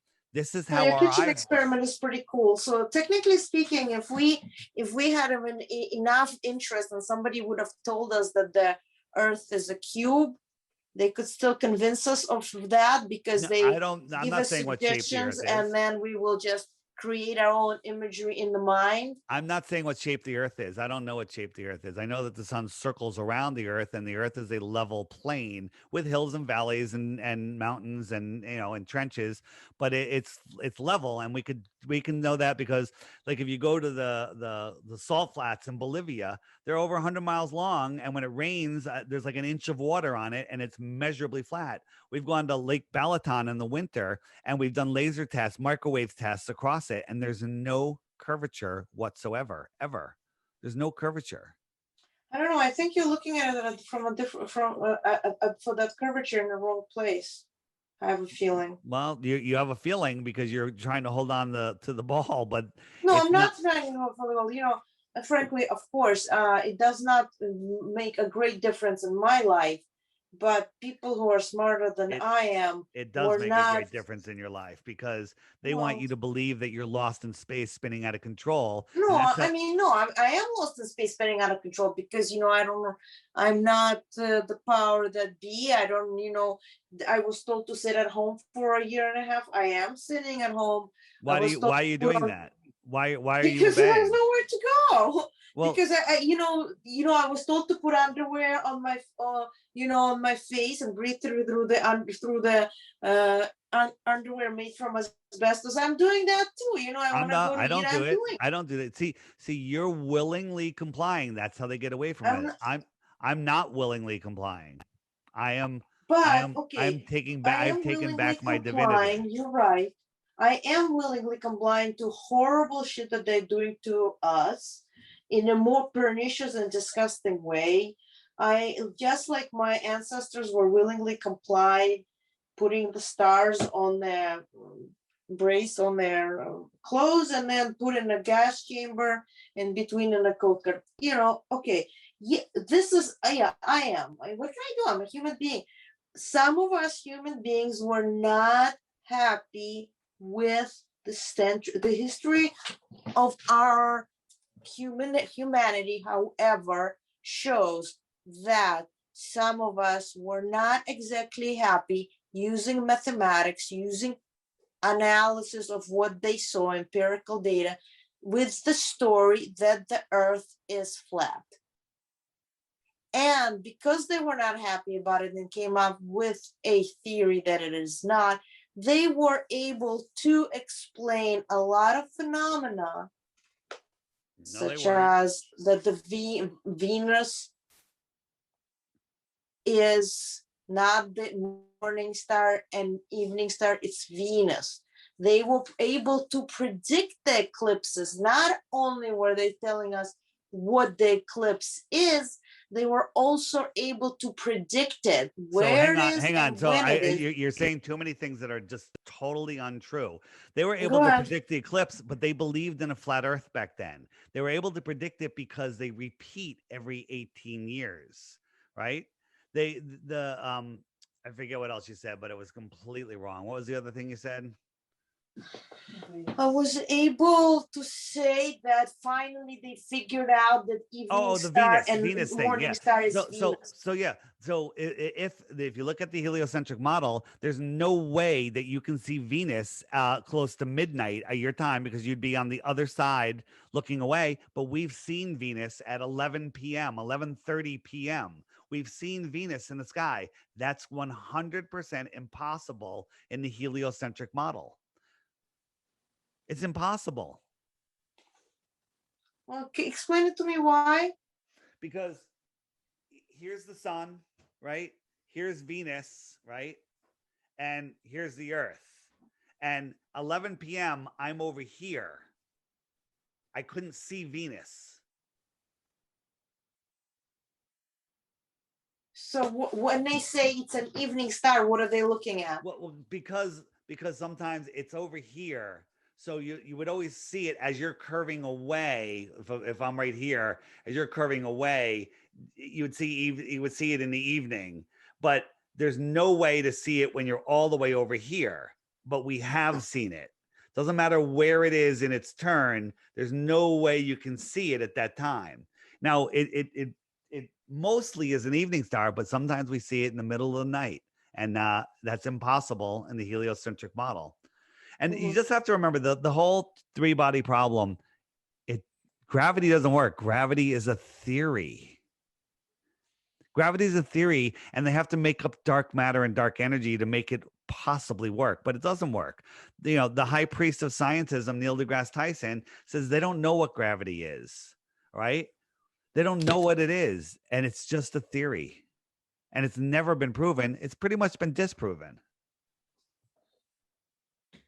So I know it's a lot to take in. My voice is getting a little tired. Any final questions? No, Here's NASA. Do you know they do all their training in an underwater pool that has green yeah, screens? yeah, It's called the National Buoyancy Lab. Why would yeah. they do that? I don't know. Yeah, I know why. Because they're faking space, right? This was Why would they do that? because to keep your mind in a prison. That's it. This But way, how is my mind not in prison if I live on a flat earth? because You then tell you me. I don't know, you know that you're at the center of creation. Nobody has dominion over you. That you know that your thoughts create your reality, and that maybe But you no, would. my thought does not create reality. Your Well, thoughts that's create where my you're wrong. reality. That's where you're wrong. Your thoughts create your reality. You thought that you have to lock yourself down for a year and a half, and you did it. You just created your own So reality. did you? No, I didn't. I go Where'd everywhere you I go? want. Did you go to I France lately? go everywhere I want. Where- I don't wear a mask. I didn't even know there was a restriction on travel or a curfew. I don't care. I ignore all of that. Yes, but you cannot go anywhere. I just went to a conference in South Carolina. None of us wore masks. So I go to your ShopRite. wanting I coincides shop with at your ShopRite without a intellectual mask. being, but my wanting doesn't. Well, here's the thing. If everybody knew the earth was flat and knew that nobody had control over them, everyone would just rebel and say, no, I'm not going to listen to you. And the elite would have no power over us. But that's not true, David. If everybody united tomorrow and said, we're going to just open our businesses and we're going to do whatever we want, the elite would have no power over us. The But only there's power. no elite. David, You have to let me finish yourself. my sentences. I'm You have sorry. to I'm let me sorry. finish my sentences. Sorry. You have to. The only power they have over you is the belief in your mind. That's it. I don't believe they have any power over me. Okay. Mhm. Yes, but David, you yourself said that the sphericity of the Earth model it was pushed down our throat and became dogma only a couple centuries ago, if I'm mistaken. No, 19th 100 century. years ago. 100 years ago, okay, so 1900s. But the people were subjugated under the flat Earth even greater, even in a more substantial way than now that we live on a sphere. So it does not prove your point that all of a sudden we become free if we know that we live on a flat earth. Wait a minute. What? I don't know what you're talking about. Do you know anybody from the 1850s? Have you talked to anybody that was alive in the 1850s? No. Okay, so you have no idea. But we read them. We read them. You can read. I read Dr. Seuss. Okay, you can read all sorts of stories. But if you look back into Tartaria, have you ever heard of Tartaria? No. Tartaria was a worldwide civilization that was here in the 1800s, where they had giant ships that floated in the sky. They built buildings that are still here today that we can't build with our best cranes. They have no idea how they were built. There was an advanced civilization here. Our entire history is a lie, and they're using the heliocentric model to hide that from us. We were a free world, a connected world, and then they divided us up by countries. They divided us up by political parties, by sports teams, by races, by sex, and now they're dividing us up, by families up. They're making us wear masks. They're literally taking our humanity away because this is all a big plan, right? But there was a worldwide civilization. Everything you think you believe in the past is a lie. All of it. All of it. Provable lie. It's a lot to take in. I don't know if I am even capable of doing it, Well, because I don't think you are. I don't think you are, because you know why? Because you don't think you are. You don't think you are. You, whatever you think you are, that's what you are. Your but beliefs. What is out there? But okay, yes. You What try is to get out up where? every morning and to find out new things and to learn new things. But you want to learn new things that also have some kind of cohesiveness with the framework of reality. You want to expand your horizons. You want to expand your horizons every day. Knowing who you are, knowing where you are, knowing what you are, and knowing the power of your mind. That's what they don't want you to know. They want to, the currency of this world is our souls. Our souls are the spark of God within us. And we have layers of protection over those goals, over that. That's hope and love and friendship and motivation and all of these things. They want to take that all away with fear. They drill down through those. They get rid of all of them. And then when you're left in despair, that's when they want to steal your soul. That's what's going on here. This is a spiritual war. Whether you believe it or not, they believe it. And they're trying to steal your life force. And the more you comply, the more they're gonna get what they want. So you agree to let them lock you down. That's on you. That's not on me. That's not on them. That's on you, right?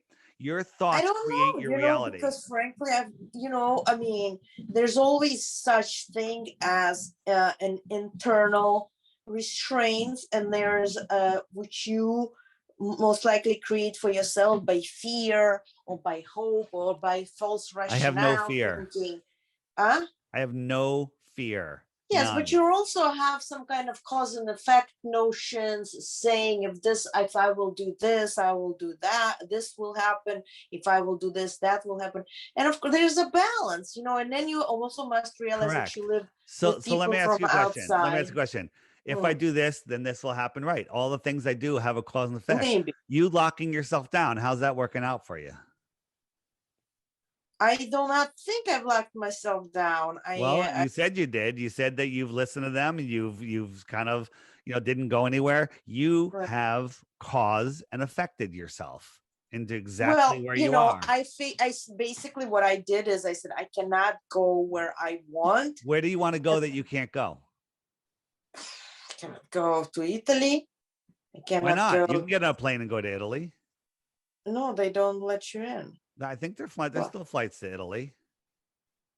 they're very expensive. They're few. You have to maybe stay in quarantine, which you don't want. There's a lot of hoops that you have to do. You know what? You're right. I'll give you that. They're locking things down. And the fact that everyone's complying is how they're getting away from it. They've tested it and people are, hey, we're just going to have you stay home for 2 weeks. If they told us 2 months, nobody would have done it. But they're tip-tap towing us in. They're just doing more and more and more, and people are complying and complying.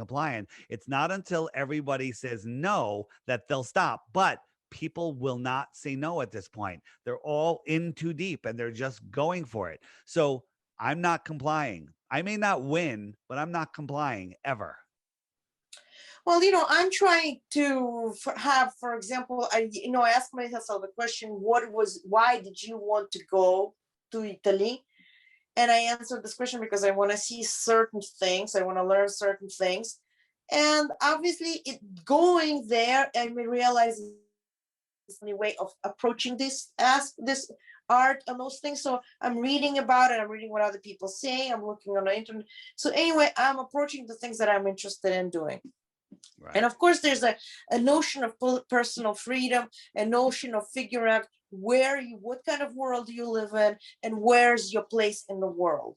Right. So frankly, to tell you the truth, what kind of world do you live in? I do not see myself feeling freer if all of a sudden you will convince me that you don't see yourself feeling freer knowing that you're not on a spinning ball flying through an infinite godless universe? No. You don't feel freer knowing that you're at the center of creation? No. Well, that's because they got your mind. Your mind is in a prison and you just can't see it yet. That's all. Maybe. Yeah. Maybe because actually, obviously let me tell you, there's always a residual effects from where I come from. People do not understand when I say that I was born and I am the second generation. My grandmother happened to be, she was 5 or 3 years old in 1917 when the revolution happened. So, technically with her, she grew up under the communists on the 3rd generation, born and raised in a jail. And when you are born and raised in the jail, there are residual effects. There's certain things that you do not know. Very basic things. You don't know how to smile. We had to learn how to smile. My mom had to learn how to smile. We do not smell certain things. Maybe we do not appreciate certain inalienable rights and freedoms. Maybe there's some kind of emotional strength and appreciation of beauty that you have when you realize that you are at the center of some kind of creation by God. I cannot feel that because I was born in jail. And even though 40 years of my 50 life span, I was theoretically in a free world. Maybe I wasn't in a world free enough. And, any kind of restraint that smacks to me of religion for me, creates even a greater restraint, because the framework of religious framework of flat earth, that I'm the creation, imposes on me certain rules under which I have to live, which will be more restraining for me. I think. I don't know. I got it. You have some work to do to figure things out, to free your mind. All right. You want to say goodbye? Paige, you want to say Thank goodbye? you so much. I hope it was fun. I'm sorry. I think you already heard everything I had to say before. I'm sorry I wasn't more exciting for It's you, all right. because obviously whatever I knew about maps, you Paige already said you sounded knew very it from exciting. before. You could. Huh? Paige said you sounded very exciting. I sounded exciting. Yeah. So I don't listen, think so. smile more and realize that you're more important than you realize, and that the world has more to offer than you realize, and that nobody has dominion over you. And then maybe you'll start seeing the importance of knowing where you live and who you are. That's all. The only upsetting thing for me is that what is given as a photograph of Earth, there's no way under what they teach us the Earth is supposed to be, can't possibly look like as a globe. It's not. So this is sort of annoying and They upsetting. control our mind with cartoons. Like this picture, Cartoon Planet. It's cartoons. Now that I look at it, here are all the cannot pictures be of Earth. Picture of the Earth. Yeah. So that's what they show us. They control our mind with cartoons, and people just fall for it. Do you know the history of this picture of Earth? Do you know who created it, how it was created? Yes. Robert Simmons. He's a visual artist at NASA. Robert Simmons. Just look up Robert Simmons interview Blue Marble and listen to what he has to say. All right, listen, I gotta Blue go. Marble Ball? I gotta Thank go. you so much. All right, have a nice Okay. night. See ya. Thank you. Bye-bye. Bye. Thank you. Thank you for You're- taking your time. You're Bye-bye. welcome. Bye-bye.